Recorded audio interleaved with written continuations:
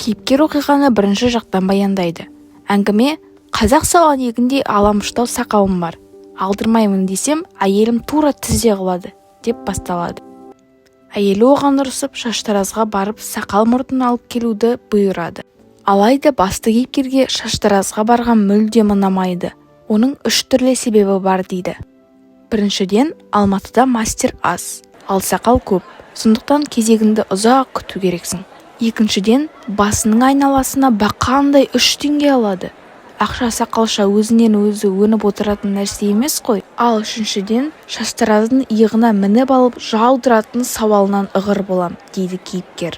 Бүгінде міне кейіпкер шаштараздың алдына отырғанда, шаштараз әдеттегінше сұрақтарды жаудыра бастады. Бетіңізді майлайын ба? Жоқ. Бетіңізді жаңалайын ба? Жоқ. Одеколонның бояулысымен бе? Жоқ. Жай түсімен ақ па? Жоқ. Не дейсіз? Жай сумен бе? Жай сумен. Одеколон жақсы ғой. Одеколон сән емес, сәлеметтікті сақтауға жатады. Бәлкім компресс? Керек емес.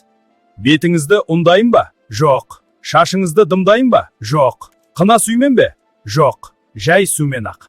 2 жылдан бері осы оқиға қайталанып келеді. Кейіпкер шаштараздың кәсіп болып кеткен сұрауынан құтыла алмай-ақ қойды. Күндердің бір күнінде құтылатын сәт туады. Ол қалай болды дейсіз ғой? Басты кейіпкер дәрігер болып жұмыс істейді екен. Бірде оған соқыр ішекпен науқас келеді. Ол баяғы шаштараз болып шығады. Дәрігер оны бірден операция үстеліне жатқызып, соқыр ішегін кесіп алып тастайды. Бірақ оған дәрі ескетпейді, әдейі ұйықтамасын деп. Үстел үстіне жатқызып, енді дәрігер шаштаразды сұрақтың астына алады. Қалай, ауырсынбайсыз ба? Ойбай-ай, мүмкін бүйрегіңізді алып тастайын? Ойбай, жоқ. Оң жағындағысын ба, сол жағындағысын ба? Ойбай, бүйректің сыңары жақсы. Сыңар бүйрек сән емес, сәлеметтікке жатады. Бір аяғыңызды жіліктеп тастайын. Аяқсыз адамды әр жерде ардақтайды. Ой, доктор, ешбір аяғыма тимеңіз, аяңыз. Ал, жарайды.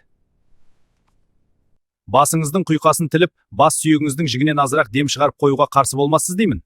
Ол саңылау басыңыздың форточкасы есебінде болады да, басыңыз замечательно жаңаланып тұрады. Дәрігер пышағын алып басына таман тап беріп еді, шаштараз баж ете түсті. Ойбай! Әңгіме сонан бері сонау сұрақтарды қайтып маған айтпайтын болды деп аяқталады.